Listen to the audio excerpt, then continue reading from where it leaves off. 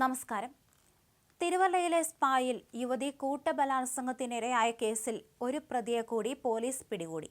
നിരണം സ്വദേശിയായ വരുണാണ് അന്വേഷണ സംഘത്തിന്റെ പിടിയിലായത്.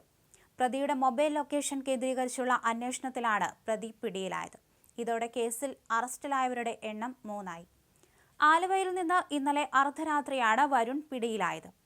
വരുണിന്റെ മൊബൈൽ ലൊക്കേഷൻ കൊച്ചിയിലാണെന്ന് മനസ്സിലാക്കി പോലീസ് നടത്തിയ ഓപ്പറേഷനിലാണ് പ്രതി പിടിയിലായത്.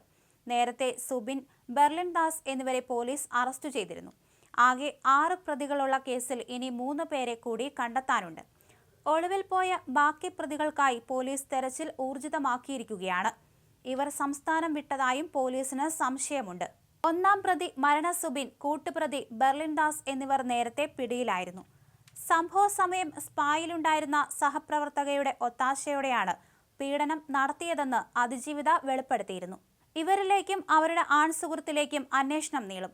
ബിസിനസ് എതിരാളികൾ നൽകിയ കൊട്ടേഷൻ ആക്രമണമാണ് നടന്നതെന്നും തന്റെ ജീവനക്കാരിൽ ചിലർ അതിന് കൂട്ടുനിന്നിട്ടുണ്ടെന്നും സ്പാ ഉടമയും ആരോപണം നടത്തിയിരുന്നു. അങ്ങനെയെങ്കിൽ കൂടുതൽ പേരെ പ്രതിപട്ടികയിൽ ഉൾപ്പെടുത്തും. അതേസമയം ബലാത്സംഗ കേസ് പ്രത്യേക സംഘം അന്വേഷിക്കുമെന്ന് SP R ആനന്ദ് പറഞ്ഞു. സംഭവത്തിൽ പോലീസിന് വീഴ്ച സംഭവിച്ചിട്ടുണ്ടെങ്കിൽ നടപടിയെടുക്കുമെന്നും സ്പാ ഉടമയുടെ ആരോപണം അന്വേഷിക്കുമെന്നും പോലീസ് വ്യക്തമാക്കി. ഈ മാസം 1-ന് നടന്ന സംഭവത്തിൽ യുവതിയോ സ്പാ ഉടമയോ പരാതി നൽകിയിട്ടില്ലെന്നും 2 പേരെ അറസ്റ്റ് ചെയ്തത് രഹസ്യ വിവരത്തെ തുടർന്നാണെന്നും പോലീസ് പറഞ്ഞു. പീഡന വിവരം പോലീസും മറച്ചുവെച്ചു. ഗുണ്ടാ സംഘം അതിക്രമം കാണിക്കുന്ന വീഡിയോ ദൃശ്യങ്ങൾ പ്രചരിച്ചതോടെയാണ് സംഭവം പുറത്തറിയുന്നത്.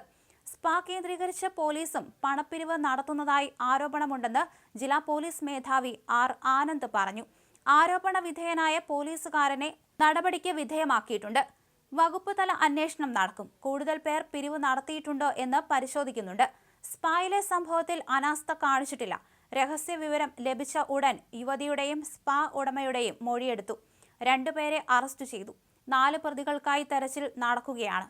സുബിനെ കാപ്പ കേസിൽ കരുതൽ തടങ്കലിലാക്കും. സ്പാ കേന്ദ്രീകരിച്ച് കൂടുതൽ അന്വേഷണം നടത്തും. തിരുവല്ല DYSP TR ജിജുവിനാണ് അന്വേഷണ ചുമതല. സഹപ്രവർത്തകയ്ക്കും സംഭവത്തിൽ പങ്കുണ്ടെന്ന യുവതിയുടെ മൊഴി ഗൗരവത്തിൽ കാണും, അദ്ദേഹം പറഞ്ഞു. ഫെബ്രുവരി 1-ാം തീയതി തിരുവല്ലയിലെ സ്പാ സെന്ററിൽ നടന്നത് സിനിമയെ പോലും വെല്ലുന്ന ക്രൂരമായ നരനായാട്ടാണ്. പണം ആവശ്യപ്പെട്ടെത്തിയ സുബിൻ അലക്സാണ്ടറും 6-അംഗ സംഘവും സ്ഥാപനത്തിൽ അഴിഞ്ഞാടുകയായിരുന്നു. ആവശ്യപ്പെട്ട തുക ലഭിക്കില്ലെന്ന് ഉറപ്പായതോടെ അതിജീവിതയെ ക്രൂരമായി മർദ്ദിക്കുകയും ലൈംഗികമായി ഉപദ്രവിക്കുകയും ചെയ്തു.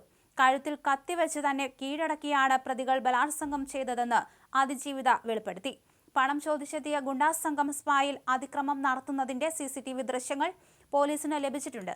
എന്നാൽ ഈ അക്രമങ്ങൾക്കെല്ലാം പിന്നിൽ പോലീസിന്റെ പരോക്ഷമായ പിന്തുണയുണ്ടെന്ന ആരോപണം ശക്തമാണ്.